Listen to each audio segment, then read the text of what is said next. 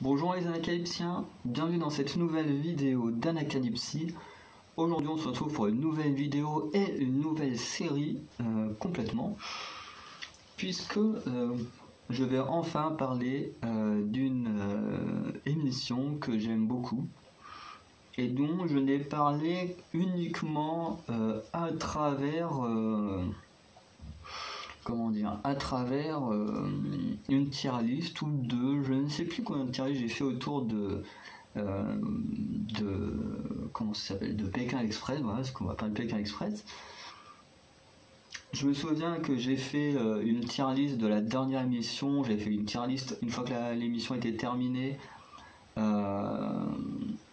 Oui, pour dire les aventures que j'avais bien aimé, ceux où j'avais été déçu, enfin que j'avais moins aimé, tout ça. Et du coup, je cherchais un moyen de parler de Pékin Express sans faire comme Maxime, notamment, que je regarde ses vidéos Pékin Express. Alors, j'ai pas regardé la sienne actuellement au moment où j'enregistre, justement, parce que j'ai regardé l'épisode que ce matin, donc le samedi matin, alors que l'épisode sort le jeudi soir. Sauf que moi le jeudi soir en général je suis occupé, à part là cette semaine où je vais pouvoir le voir à temps l'épisode parce que je suis en vacances, donc forcément je ne vais pas voir mes potes le jeudi soir, mais du coup habituellement l'épisode je rattraperai le vendredi, sauf que là hier j'ai rattrapé quelques vidéos dont j'ai dû les mettre en ligne et tout ça, sauf que du coup si je mettais pas ces vidéos, en ligne, j'aurais dû le faire plus tard, sauf que pendant les vacances je peux pas, comme vous savez, avec les problèmes de réseau. Et du coup il fallait absolument que je le fasse aujourd'hui, sauf que si je faisais hier, et si je mettais vidéo en ligne hier et qu'en même temps je regardais Pékin Express, ça aurait bugué à mort, ça m'aurait saoulé. Et du coup ce matin, même si j'avais plein de choses à faire cet après-midi, je me suis levé très tôt pour regarder l'épisode. Après j'ai fait tout ce que j'avais à faire et maintenant que je suis rentré, je peux tourner la vidéo. Du coup je vais essayer de faire un peu les choses, on va dire, avec ma mémoire, parce que même si l'épisode je l'ai vu ce matin, c'est pas comme d'habitude ou avec koh où je tourne juste après l'épisode ou tout ça, ou comme je ferai les prochaines fois où je rattraperai l'épisode soit le vendredi quand je reste ici, je pourrais rattraper la vidéo le vendredi après-midi et tourner juste après, ou quand je rentrerai chez moi, je rattraperai la vidéo peut-être le samedi matin et je tournerai juste après. Enfin bref, en tout cas, c'est peut-être la seule fois où je tourne la vidéo bien après avoir vu un épisode. Et du coup, pour Pékin Express, je vais faire un peu comme je fais pour koh. Donc je vais parler globalement de ce qui se passe dans l'émission, mais du point de vue par rapport à ce qu'ils ont fait, est-ce que c'était une bonne chose ou pas. On peut parler des épreuves et tout, voir en fait le côté stratégique ou certaines choses que les aventuriers ont fait, histoire de ne pas faire exactement la même chose que Maxime fait, donc juste dire globalement, faire un recap de ce qui s'est passé dans l'épisode. Même si j'aime beaucoup ce qu'il fait, mon but n'est pas de faire la même chose que lui, mais d'avoir mon point de vue et de faire les choses à ma manière. Et du coup je me suis dit ce serait bien de faire comme je fais avec koh, du coup de voir avec la stratégie. Du coup je me suis dit, avec ce premier épisode on va tenter, on va prendre des notes un peu de choses qui s'est passé, qui ont pu marquer, de choses, est-ce qu'ils auraient pu faire autrement ou pas. Et je me suis rendu compte que là, avec un épisode je remplissais une page, je me suis dit finalement avec Pékin Express il y a l'air d'avoir des choses à dire, contrairement à ce que je pensais au moment de la dernière saison. Donc voilà. Du coup, on va commencer pour ce premier épisode de la saison 15 qui est la route des aigles ou un truc comme ça. De toute façon, dans le titre, vous aurez le vrai nom de la saison, mais je sais que c'est un rapport avec les aigles. Et, de toute façon, les trois quarts du temps, c'est la route de quelque chose ou une connerie comme ça. Donc voilà, ça va être la route de l'aigle ou un truc dans le genre. Et du coup, ils sont au Kirghizistan. Toi, je l'ai pas noté. Ah si, Kirghizistan. Bref, ils sont au niveau de l'Asie quoi. Mais qui est un pays, comme il disait à un moment, je regardais pas trop toutes les infos à un moment, j'en ai vu une passer, puis je sais pas pourquoi celle-là je l'ai lu plus que les autres, mais en gros il disait que c'est un pays où il y avait je crois 60% de musulmans, ce qui n'est pas étonnant parce que je crois que c'est plus du côté où il y a le Kazakhstan, tout ça, plus que du côté où il y a la Corée, la Mongolie et tout, quoi. Bref. Du coup, j'ai noté que parmi les équipes, parce que alors au début, je vais pas forcément avoir tous les noms, hein, c'est que le premier épisode, ça va être comme pour koh qui commence la semaine prochaine, enfin la semaine de la rentrée, parce que comme cette vidéo, je sais pas si j'aurai le temps de la mettre en ligne avant de repartir, comme je repars demain matin. Normalement, je devrais avoir le temps de la publier pour qu'elle soit la dimanche, et du coup, comme ça, moi je serai déjà reparti une fois qu'elle sera mise en ligne, et vous aurez la vidéo.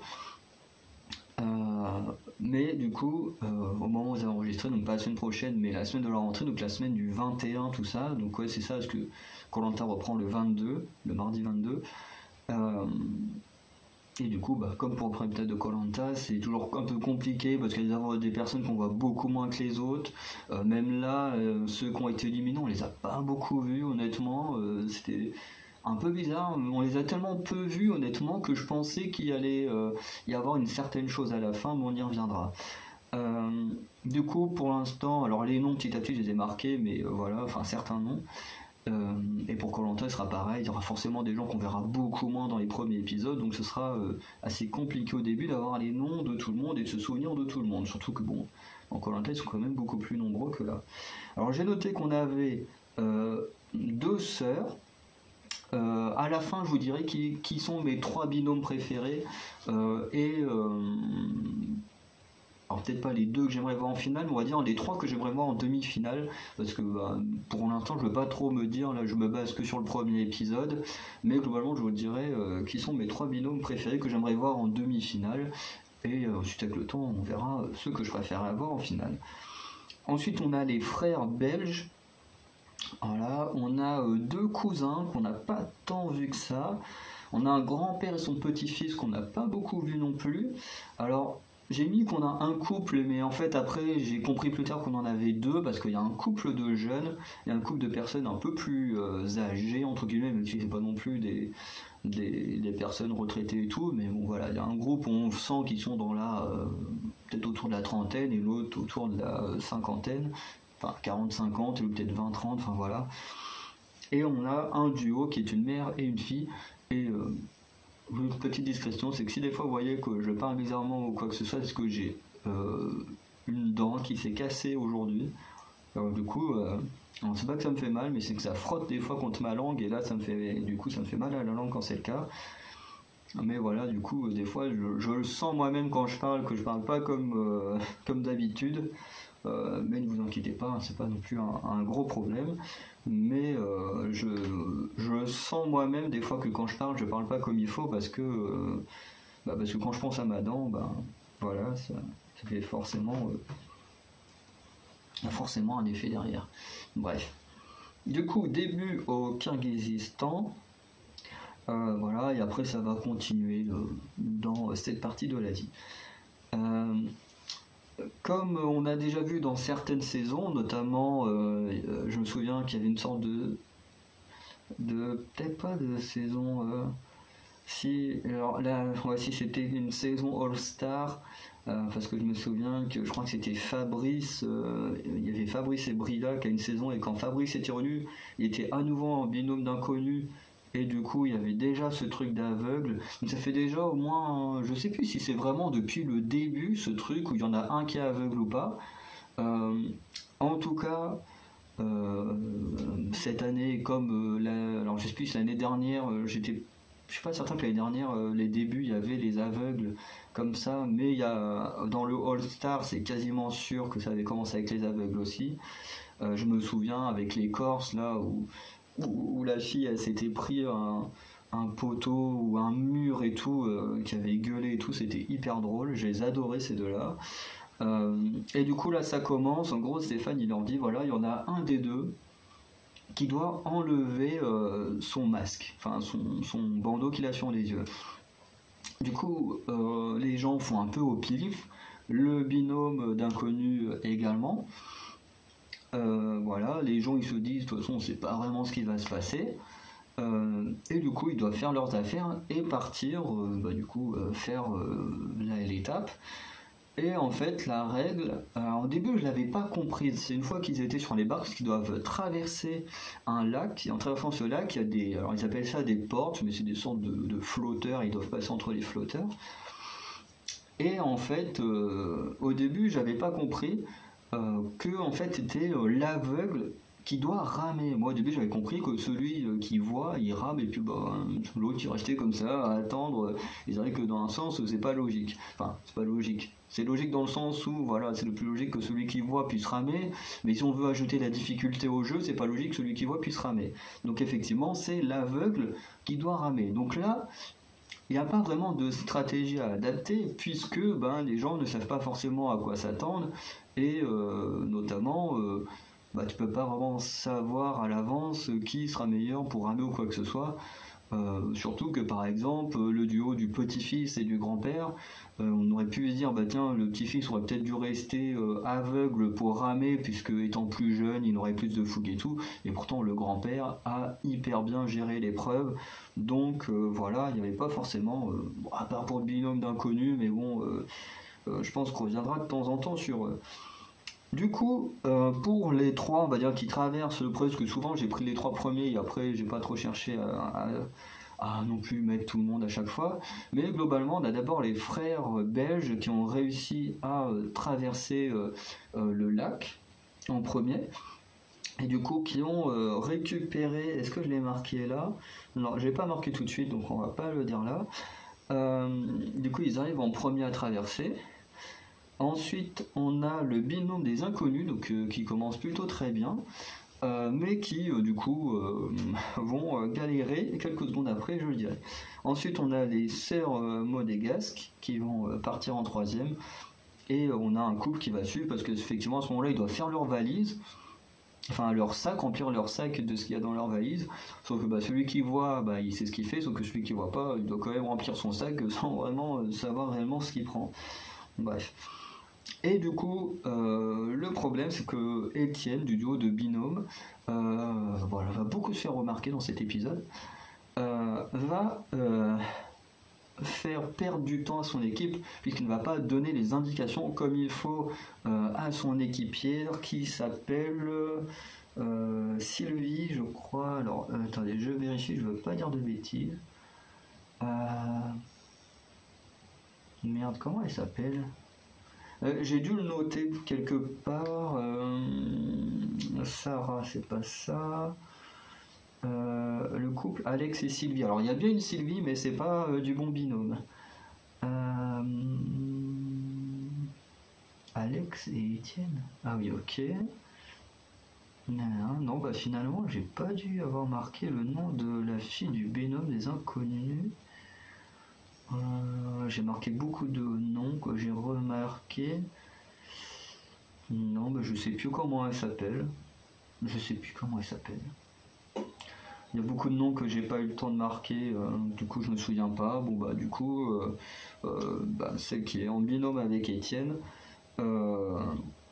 Du coup, il n'avait pas les infos claires parce que bah, il a un peu oublié de prévenir qu'ils avaient dépassé la porte mais sans l'avoir traversée. Du coup, ils sont obligés de faire demi-tour et tout ça. En plus, il se plaint énormément. Il est tout le temps très très défaitiste. Autant dire ah oui bon, on va pas y arriver, machin. Enfin, honnêtement, c'est vraiment pour moi la pire personne que je pourrais avoir en binôme d'inconnu. Si un deux jours je devais être binôme d'inconnu, enfin imaginons. Si je l'étais vraiment, c'est vraiment typiquement l'aventurier que je ne voudrais absolument pas avoir à mes côtés, parce que les gens défaitistes comme ça, c'est vraiment un truc qui me saoule, mais qui me saoule. Je ne supporte pas ces gens-là. Les gens qui sont ultra négatifs et tout comme ça, honnêtement, je les supporte pas. Alors là, bon, on est dans une émission et tout, je le connais pas, donc voilà, c'est comme ça, je peux comprendre que ce soit dur et tout, mais vraiment, des gens comme ça, moi je peux pas, c'est impossible. Peut-être que dans la vraie vie, quand il est dans son luxe, dans sa vie courante et tout, il est peut-être beaucoup plus cool et plus optimiste, mais en tout cas là je peux pas. Honnêtement, je pourrais pas faire équipe avec lui. Et du coup, ils vont être obligés de faire demi-tour parce que si tu ne traverses pas les portes, et ton passage n'est pas validé, donc tu es obligé de faire demi-tour pour passer la porte.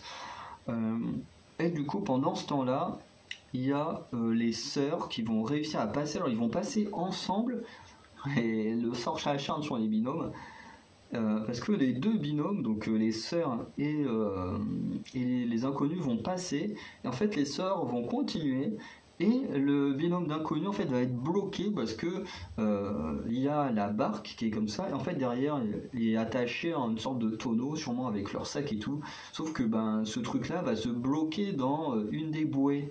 Du coup ils vont être bloqués, vont devoir essayer de se débloquer, et du coup tu as un couple, peut-être d'autres binômes qui vont réussir à dépasser le binôme d'inconnus, ce qui va encore plus exaspérer Étienne. Voilà.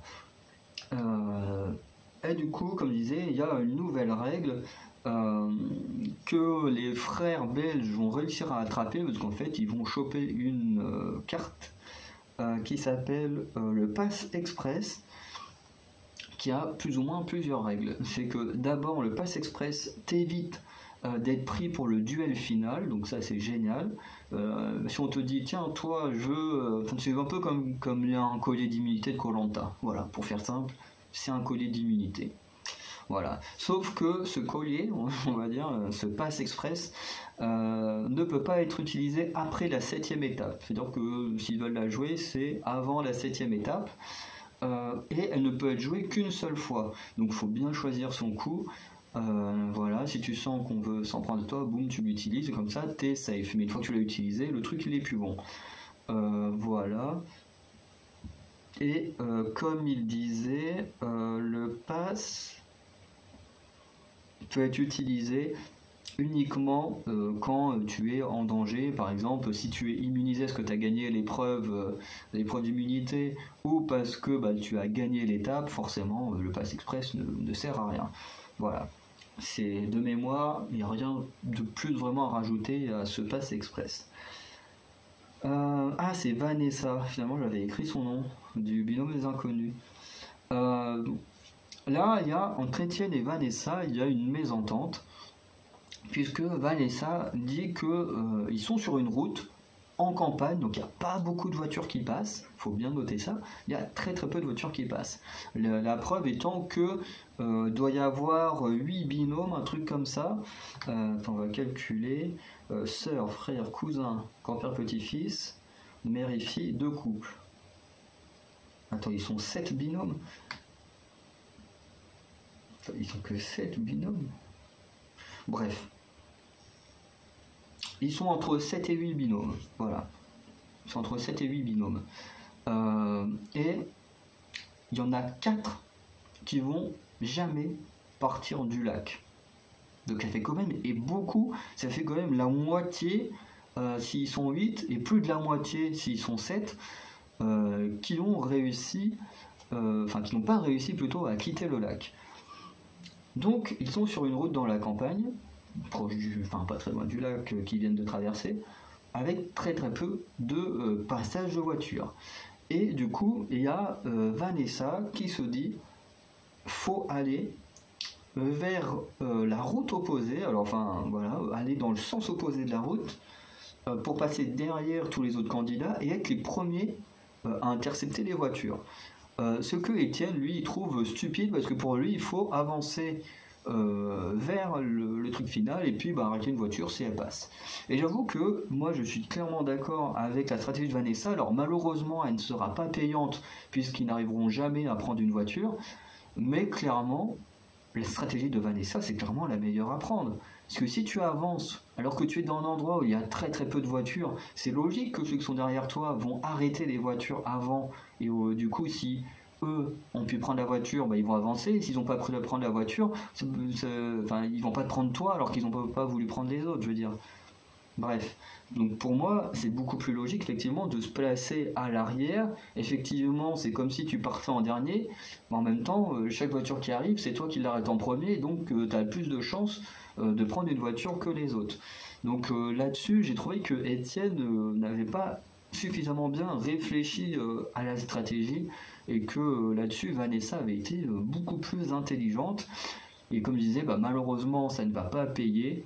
ben, je trouve que stratégiquement, c'est beaucoup plus intelligent de perdre du chemin d'une certaine manière en reculant. En attendant, en reculant, ben, tu as un avantage sur les autres qui sont devant toi parce que tu arrêtes les voitures avant qu'ils arrivent aux autres. Et surtout dans une route comme ça, parce qu'encore tu serais en ville où il y a plein de voitures de partout, à la limite je comprendrais que tu vas y avancer un peu, essayer de choper une voiture. Mais quand tu es dans une route où il n'y a absolument rien, clairement tu recules et t'arrêtes les voitures avant les autres pour être sûr de partir. Donc voilà, pour moi je croyais que voilà, Vanessa avait beaucoup plus raison en termes de stratégie. Du coup, les frères belges vont être les premiers à trouver une voiture grâce à des touristes.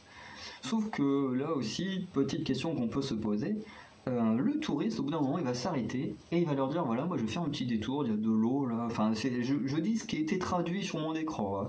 Voilà, qui est la traduction qui était sur M6 Replay, hein, voilà. Qui dit voilà, il y a de l'eau dans de la montagne qu'on va aller voir, prendre des photos, machin et tout. Et c'est vrai que les frères vont se poser une question, c'est est-ce qu'on doit quitter la voiture ou rester dans la voiture? Et c'est vrai que la question elle peut se poser, parce que d'un côté tu peux dire on va faire un détour de 30 minutes, et peut-être même plus, le temps qu'ils prennent des photos, machin et tout ça, et tu te dis est-ce que on prend le risque de faire un détour de 30 minutes, et en même temps d'être sûr qu'on nous emmène à la destination finale, ou est-ce qu'on descend, on prend le risque de ne plus avoir une voiture qui nous emmène à l'endroit final malgré son détour, et de perdre toutes les places et de voir les autres passer en voiture devant nous. Et techniquement, alors moi honnêtement, dans un cas comme celui-ci, on prend bien le cas où on est, parce que forcément quand c'est un cas en ville, bah, tu descends, tu prends une autre voiture, enfin tu essayes du moins. Dans un cas comme ils sont, où je disais il y a très peu de passages, ils sont à la campagne, il n'y a que quelques voitures qui passent, dans un cas comme ça, moi j'aurais été hyper stressé honnêtement, j'aurais pas été bien, mais je pense que j'aurais décidé de rester dans la voiture parce que je me suis dit au moins, même si on perd du temps, on va à la destination finale. Pour moi, c'est ce que j'aurais fait honnêtement, parce que je me suis dit il y a très peu de voitures, il y a peu de chances que d'autres en prennent une rapidement et nous dépassent, donc je pense que le fait de rester dans la voiture est le meilleur choix. Et du coup, les frères vont justement faire le choix de rester dans la voiture. Et du coup, voilà, pour le coup, là, j'aurais fait pareil. Et ensuite, j'ai mis que les sœurs Charlotte et Sarah, du coup, ont trouvé une voiture en échange d'un selfie. Tranquille. En même temps, on reviendra sur elle à la fin, vite fait. Vous verrez, mais c'est clairement tranquille, hein, voilà. Le mec il fait voilà, moi je veux juste un selfie, puis je vous emmène où vous voulez. Je fais ok, enfin j'exagère quand je dis ça, mais globalement c'est ça. Hein. Et en troisième, à trouver une voiture, c'est la mère et sa fille, donc Arlette et Caroline. Et du coup, de la même manière, les frères belges finissent premiers. Au final, ils ont bien fait de garder la voiture. Les sœurs finissent deuxième et la dernière équipe à être qualifiée pour la prédumité, c'est la mère et la fille. Après, je crois qu'il y a un couple qui est arrivé. Je crois qu'il y a un couple qui a quand même réussi à arriver. Mais j'ai cru me souvenir qu'il y avait 4 équipes rapatriées. Donc c'est pour ça que je trouve ça un peu bizarre. Parce qu'il y avait le grand-père et son petit-fils. Les cousins, c'est sûr qu'ils ne sont pas partis. Les inconnus. Et le deuxième couple. Ah, mais c'est ça. Je me disais, j'en comptais que 7, donc ils sont bien 8. C'est parce que oui, dans ma liste que j'avais faite, j'avais pas mis les inconnus. Donc effectivement, il y a bien 4 équipes qui ont réussi à arriver jusqu'à Stéphane et 4 équipes qui sont restées bloquées au lac. C'est bien ça, ils étaient 8 équipes. Parce que je me disais, en plus, avoir 7 équipes, je me suis dit, c'est quand même assez bizarre d'avoir un chiffre impair pour un jeu au départ. Donc, dans le cas où en plus tu veux donner de l'équité, tout ça, bon, sachant que c'est des binômes, quoique j'ai jamais fait attention qu'il y avait de l'équité dans Pékin Express, bref, on s'en fout. Voilà. Ensuite, on a l'épreuve d'immunité qui a un rapport avec les jeux nationaux et tout ça du pays. Alors, je ne sais plus précisément comment ils appellent ça, mais en gros, c'est un truc très très important dans le pays. Et en fait, ça se joue en montant sur... alors là, c'est avec du rodéo. Je sais pas vraiment si c'est vraiment avec du rodéo dans le vrai cas. Mais en gros, là, ils font du rodéo. Et en gros, en fonction de temps que tu vas rester sur le rodéo, ça a un impact sur la suite.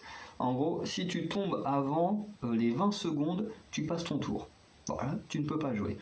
Si tu restes entre 20 et 40 secondes, le cheval va aller au galop.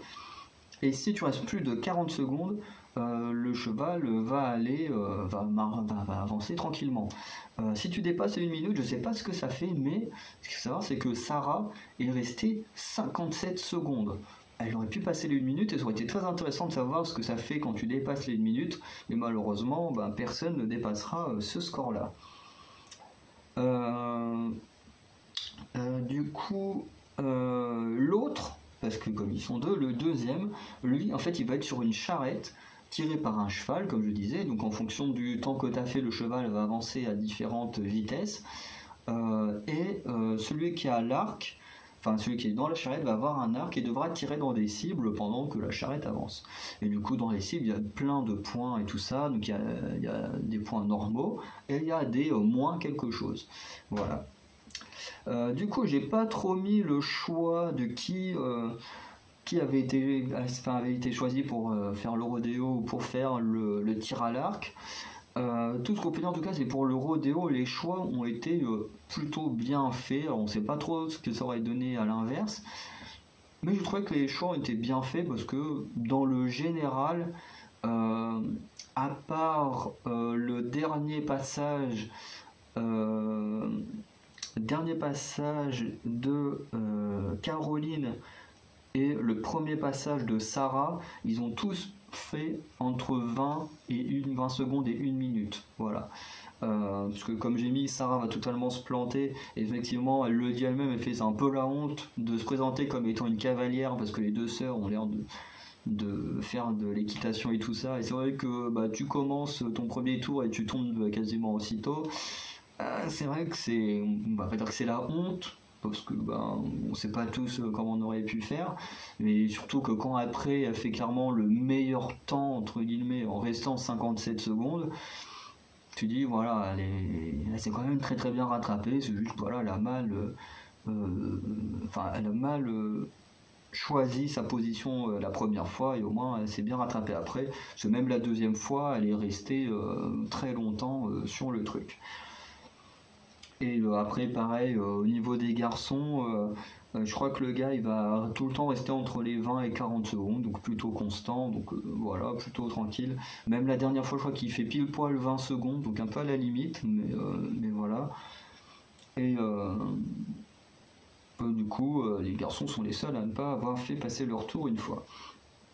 Du coup, j'ai noté que les frères vont gagner l'épreuve, notamment au niveau du tir à l'arc en ayant fait d'abord un 2. Ensuite, ils ont fait un -3, donc ils sont redescendus à -1. Et ensuite, il a réussi à tirer dans le 10. C'est énorme, le mec il tire dans le 10. Du coup, ça fait remonter de -3 à -3, je sais pas combien, j'ai pas noté, j'ai la flemme. Enfin, du coup, non, de -1. Parce que oui, ça j'ai mis les scores qu'ils ont fait. De 2, -3, ils sont descendus à -1, plus 10, donc ils sont remontés à 9. À côté, on avait du coup la mère et la fille qui avaient fait un 3, ensuite un 4, et ensuite, comme disait, c'est bien Caroline qui s'est craquée, et du coup qui ont dû passer leur tour. Du coup, elles avaient le score maximum avec leur 7, sauf que du coup, les garçons ont pu remonter jusqu'à 9 et les battre. Et ensuite, les sœurs, malheureusement, n'ont pas fait un super score, puisque au premier tour, elles ont dû passer leur tour, puisque Sarah est tombée directement quasiment.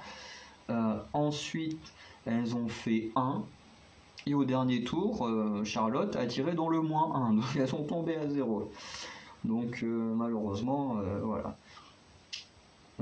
Ensuite, on repart pour l'étape, voilà, pour être sauvé, gagner la petite médaille là, qui te donne de l'argent à la fin. Le couple, du coup, Alex et Sylvie, donc le couple le plus âgé des deux, se retrouve en premier à trouver une voiture qui part directement à la capitale, parce que là, l'étape se termine à la capitale, et manque de chance, un pneu de la voiture va exploser, et ils vont faire un choix qui ne va pas leur servir, pas dans le sens de servir à quelque chose, mais dans le sens de servir ou desservir et tout ça. Puisque, au lieu de prendre une autre voiture, par exemple de dire bah tiens ta voiture est cassée, moi je me casse, j'ai une course à faire, voilà, j'ai pas envie de perdre, ils vont décider de rester pour aider à réparer le pneu, puis ensuite à changer de voiture, ce qui va leur faire perdre beaucoup de temps. Mais un autre groupe qui va avoir un gros problème, c'est du coup Étienne et Vanessa, puisque eux ils vont prendre un minibus pour avancer, et le truc c'est que le minibus ne va pas prendre la bonne route et ils vont s'en rendre compte trop tard. Et au final, ils vont quand même réussir à faire demi-tour, hein, et arriver quand même à la capitale, hein, c'est pas non plus un endroit impossible à trouver. Bien sûr, il y a le fameux panneau voiture interdite. Et ils utilisent un terme précis, mais j'ai oublié ce que c'était, puis je l'ai pas noté. Mais en gros, ils doivent finir la course avec différents types de vélos. Donc je crois qu'il y a 3 ou 4 km à finir en type de vélo. Il y a des vélos pour enfants, il y a un tandem, et il y a des Rosalie, donc de 2 places ou de 4 places. Voilà, du coup, Arlette et Caroline, donc la mère et la fille, vont arriver en premier, prendre une Rosalie 2 places, ce qui, je pense, est une bonne chose, qu'au début, la mère voulait prendre un tandem, et comme sa fille lui dit, non mais on a nos sacs, on va clairement se gêner, donc faut pas prendre le tandem et tout ça.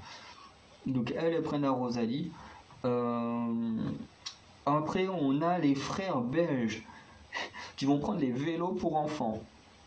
Alors clairement la chose que je n'aurais pas fait, je vais revenir un peu sur eux aussi après, mais les frères belges, ils sont mastoc, ils sont costauds, ils ont l'air entre guillemets un peu ridicules sur les vélos pour enfants, parce qu'ils sont clairement beaucoup plus importants que le vélo, quoi. Quand ils sont sur le vélo, t'as limite les genoux qui leur remontent dans la poitrine dès qu'ils font des tours. Donc c'est vraiment pas pratique pour eux de rouler comme ça. Comme ils disent en plus, les vitesses machin, ils fonctionnent pas comme il faut. Enfin, c'est une grosse calvaire. En plus, t'as le sac à dos qui est hyper lourd en plus de la personne. Alors je dis pas qu'ils sont gros et tout ça, mais je veux dire, c'est un vélo pour enfants. Même moi qui fais 50 kilos, je serais clairement trop lourd pour un vélo pour enfants, hein. Bon, même si là ils sont quand même beaucoup plus costauds que vélo pour enfants, comme vous pouvez imaginer, mais si vous regardez des vidéos ou des choses comme ça, je pense que vous pourrez trouver, enfin même sur internet, je pense que vous pourrez trouver des photos des frères sur des vélos et vous verrez que bon, voilà, c'est pas trop fait pour, hein. Enfin voilà, moi j'aurais plutôt pris autre chose que ça, surtout qu'en plus ils sont arrivés en deuxième ou troisième à cet endroit-là, donc j'ai pas trop compris ce choix de prendre les vélos pour enfants. Même s'ils se sont dit qu'en pédalant eux-mêmes et tout, ils pourront aller plus vite ou en changeant les vitesses et tout, sauf que bah là malheureusement le truc des vitesses fonctionnait pas très bien. Et du coup, j'ai pas mis les autres choix parce qu'on nous les a pas montrés à l'écran, vraiment. On a juste vu quelques images de chacun en train de prendre son vélo, machin, mais pas vraiment en train de. Bah, par exemple, comme la mère et la fille en train de se dire bah attends, non, on prend ça, on prend pas ça, nanana. Les autres, ça a été vraiment expédié, quoi. Tu les voyais juste prendre leur truc et puis partir, et puis c'est tout. Voilà, tout ce que je me souviens, c'est que le grand-père et le petit-fils, ils ont pris le tandem. Alors, je crois que moi, personnellement, je n'aurais pas fait, euh, parce que, bah, même si c'est un grand-père et tout, qu'il a l'air très en forme, je pense que pour le garder, parce qu'il faut pas oublier que l'aventure dure quand même un sacré moment, si tu restes longtemps, moi j'aurais plutôt pris une Rosalie avec mon grand-père plutôt que le tandem qui va demander beaucoup d'efforts physiques. Même si le tandem va en demander aussi, mais t'es quand même assis, t'es beaucoup plus posé. Et ensuite, du coup, c'est Arlette et Caroline qui vont gagner, alors qu'elles pensaient être deuxième ou troisième derrière les frères. Et au final, bah, c'est elle qui gagne l'épreuve. En tout cas, bravo à elle parce que franchement, elles le méritent. Elles ont été allées jusqu'à l'épreuve d'immunité en arrivant troisième. Là, elles arrivent première à la fin de l'étape. Donc vraiment, elles ont fait un très très beau parcours. Voilà. Du coup, les derniers, ce n'est même pas le binôme d'inconnus, c'est Alex et Sylvie qui finissent derniers. Parce que comme je vous l'ai dit, leur choix de s'arrêter pour aider à réparer le pneu avant de prendre une autre voiture, choix qui est tout à leur honneur, malheureusement va faire qu'ils vont arriver derniers. Et ils vont faire un choix que je trouve très intelligent, même si voilà, ils sont pleins de malchance. Mais je trouve que c'est très intelligent ce qu'ils vont dire. On choisit le binôme d'inconnus en mettant la motivation comme argument principal plus que l'affinité, parce comme il dit, voilà, l'affinité il n'y en a pas encore, hein, on se connaît pas, machin, ça fait que 2 jours que l'aventure a commencé, on n'a pas le temps de se connaître. Et je trouve que son argument est très intelligent, parce qu'effectivement, quand tu vois tous les autres binômes, ils sont tous à fond, ils ont tous la niaque, ils ont tous envie de gagner, et il faut pas oublier que parmi ces 4 binômes qui sont restés coincés au lac, il y a ce fameux couple Alex et Sylvie, il y avait le binôme d'inconnus, il y avait les cousins, il y avait le grand-père et son petit-fils. Ce qui fait que toute cette partie de la journée où ils étaient coincés, ils ont très bien vu que l'Étienne, il n'arrêtait pas de se plaindre, faire oui, bah ça y est, c'est fini, on a perdu, nan. Ils ont très bien vu que lui, il se démotivait très très facilement pendant toute cette période-là. Donc le choix de ce binôme est ultra intelligent.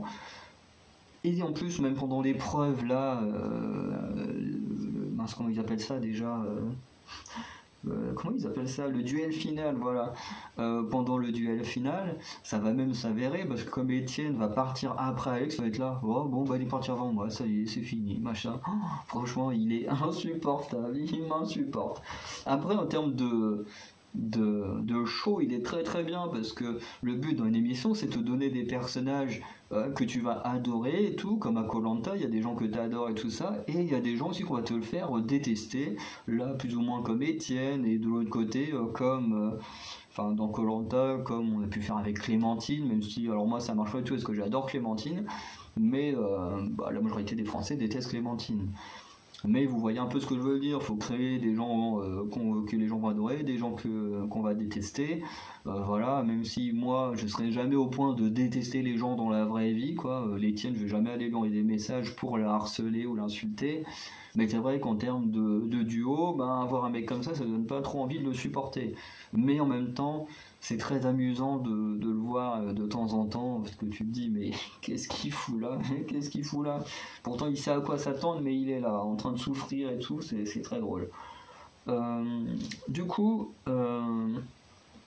j'ai dit Alex. Du coup, c'est Alex et Étienne, les 2 garçons qui vont faire le duel final. Voilà. Alex, je sais plus trop pourquoi il dit qu'il veut le faire, mais en tout cas, il le fait.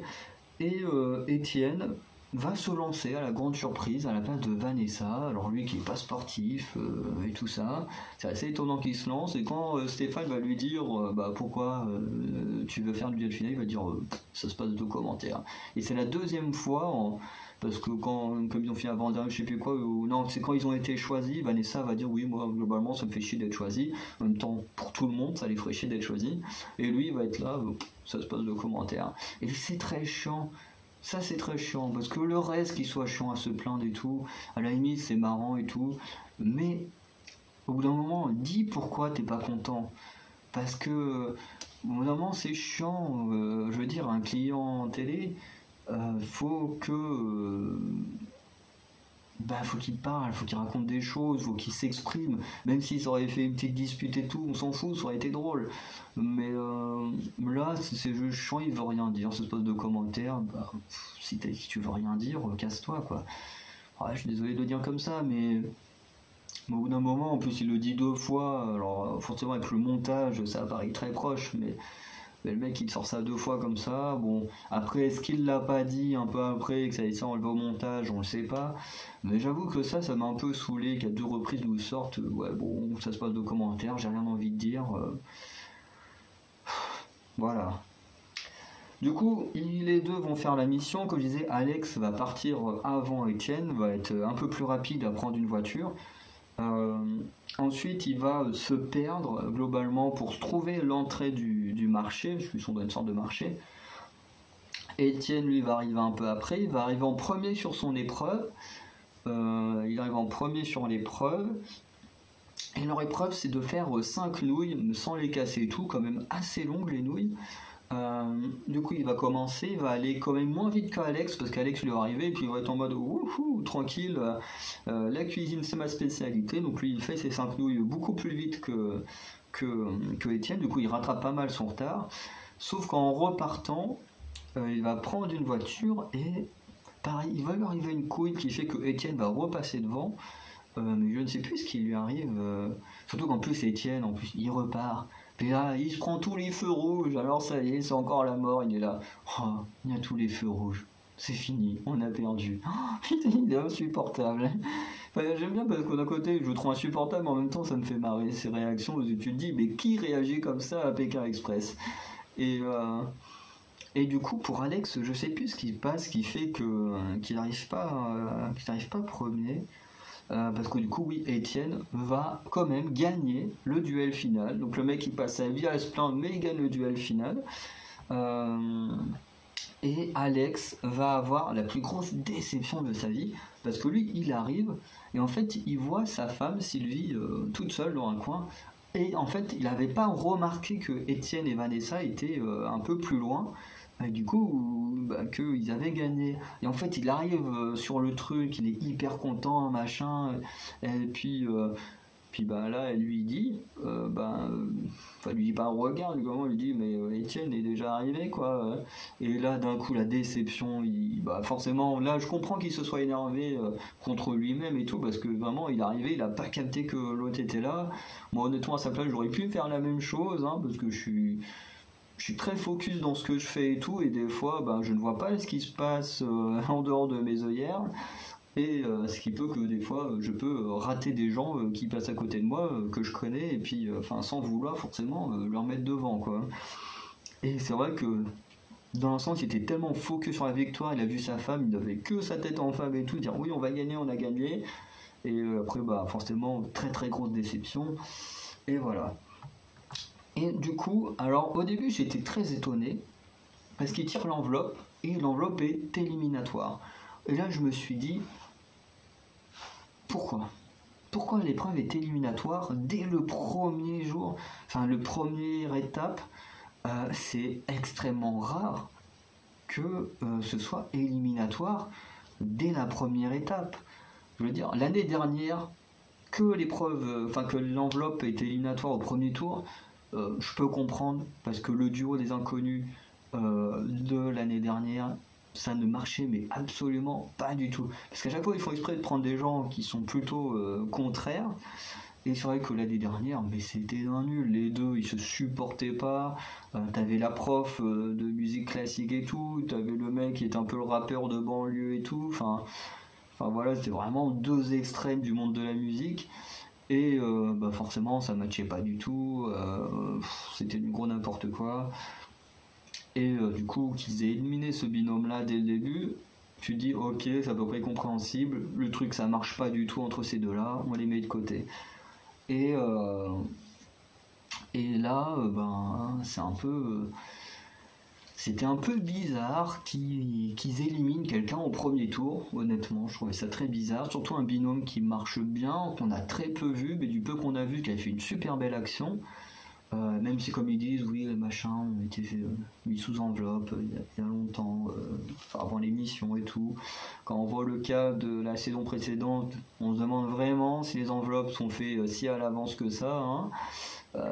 J'en doute un petit peu, hein, je ne dis pas qu'elles ne sont pas forcément faites à l'avance, mais honnêtement, quand on voit le cas de l'année dernière et quand on voit le cas d'aujourd'hui, je doute un peu que ce soit réellement fait si à l'avance que ça, hein.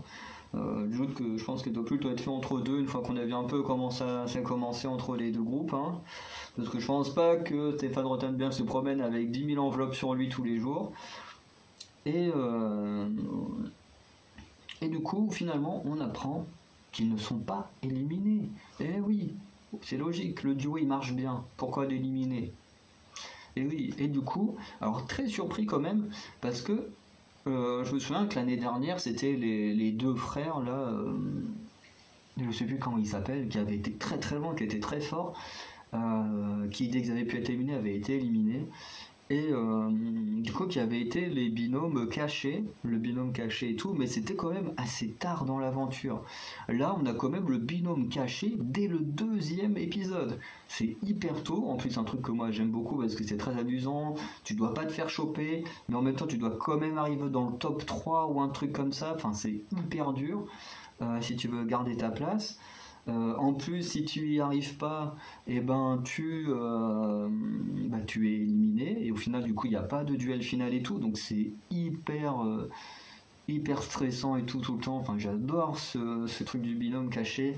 L'année dernière, ça avait été hyper compliqué parce que à la base, les frères ne devaient pas gagner parce qu'ils devaient pas arriver, enfin ils n'étaient pas arrivés dans le top, sauf qu'il y avait eu l'accident de voiture qui faisait que l'un binôme qui était dans la voiture accidentée avait dû partir et tout. Enfin, c'était un gros bordel l'année dernière.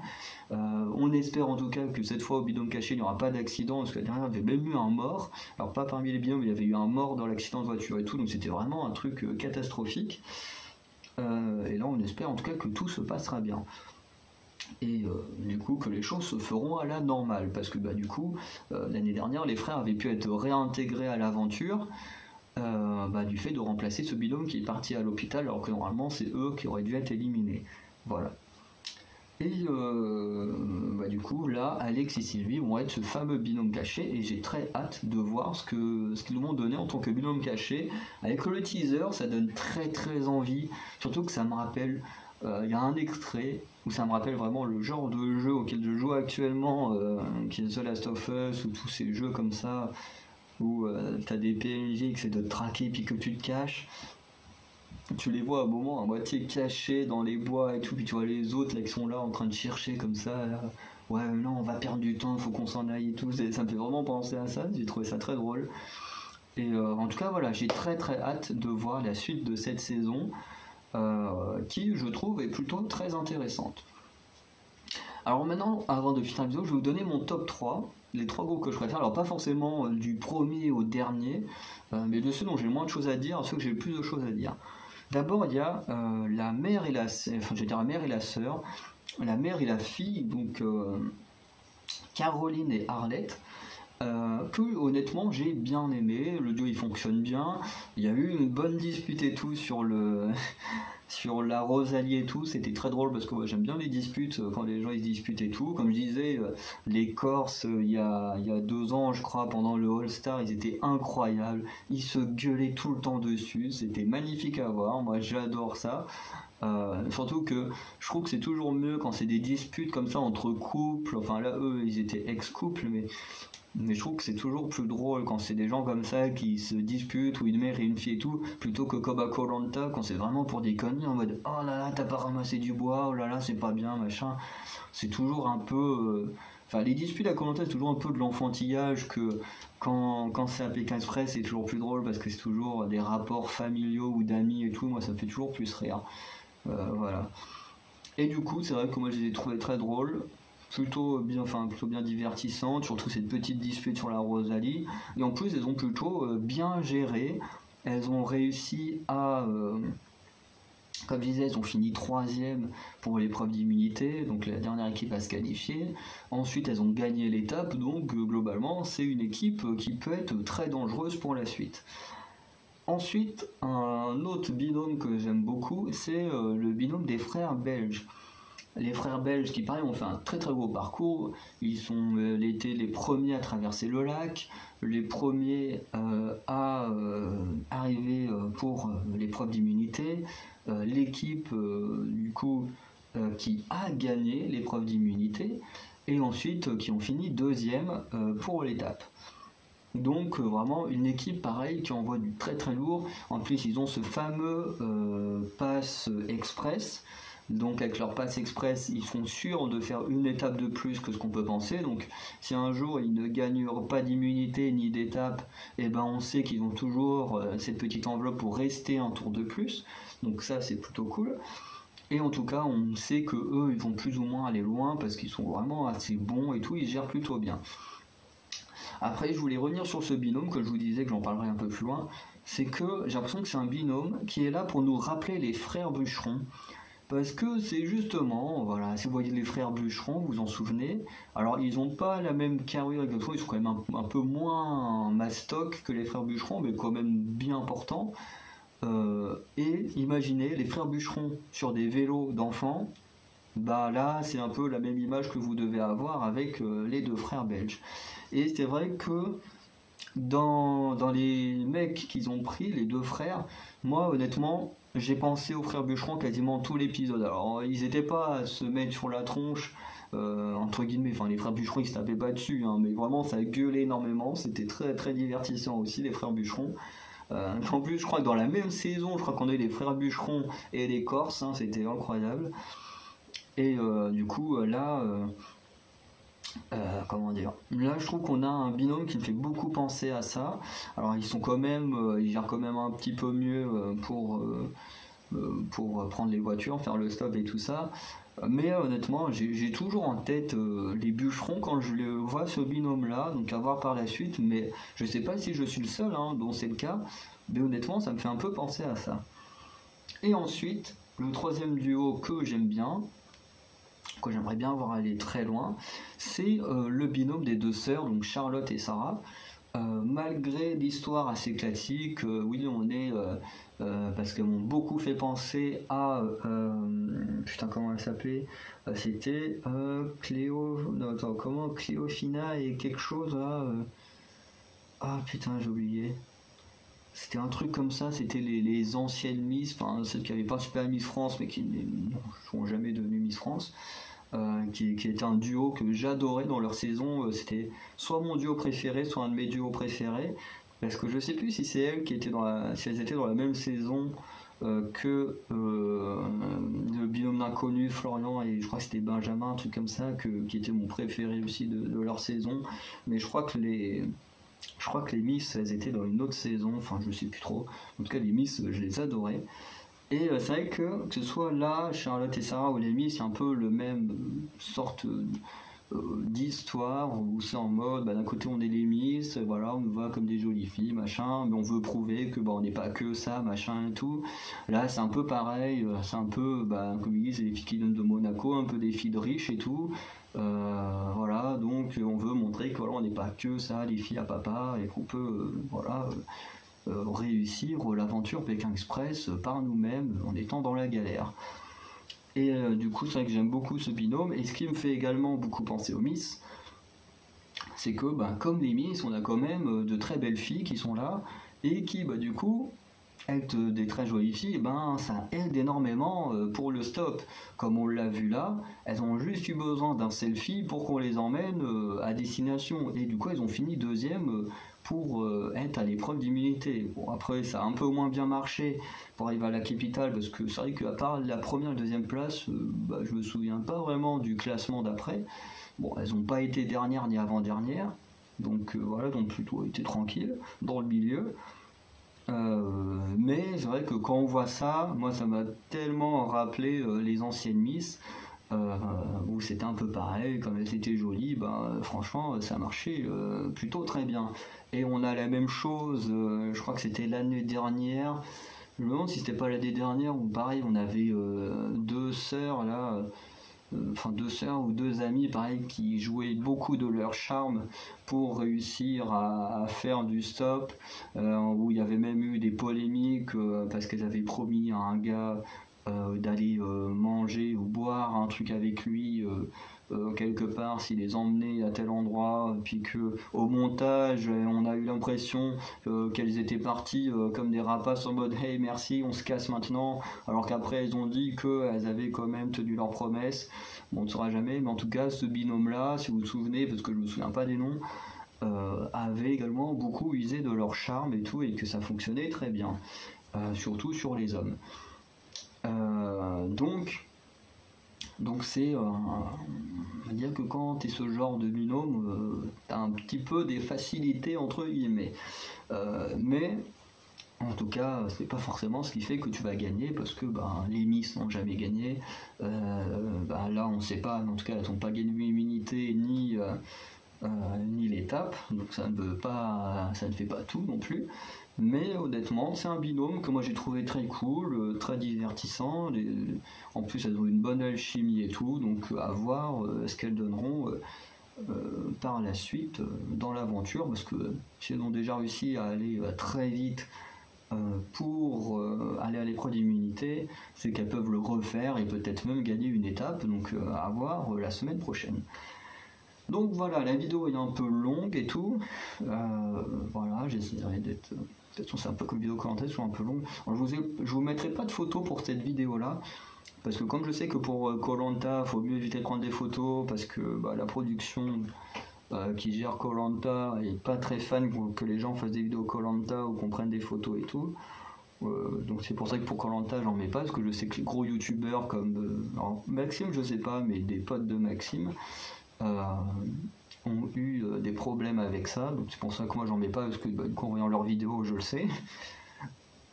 Mais pour Pékin Express, je ne sais plus s'il y a, je ne sais pas vraiment s'il y a ce problème là ou pas, donc en voyant la vidéo de Maxime je le saurai, parce que s'il met des photos, c'est que forcément la production de M6, enfin de l'émission Pékin Express, n'est pas dérangée par ça. Et s'il en met pas, c'est que du coup, vaut mieux faire très attention. Donc pour cette vidéo, je vais être attentif, même si en soi, étant pas connu, peu de chances d'avoir des problèmes comme les gros youtubeurs, mais je préfère faire attention. Voilà.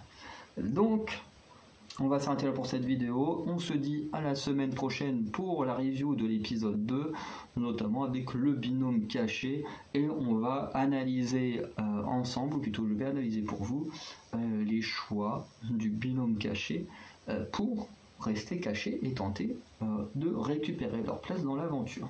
Voilà. Du coup, passez une très bonne soirée et je vous dis à très vite. Ciao.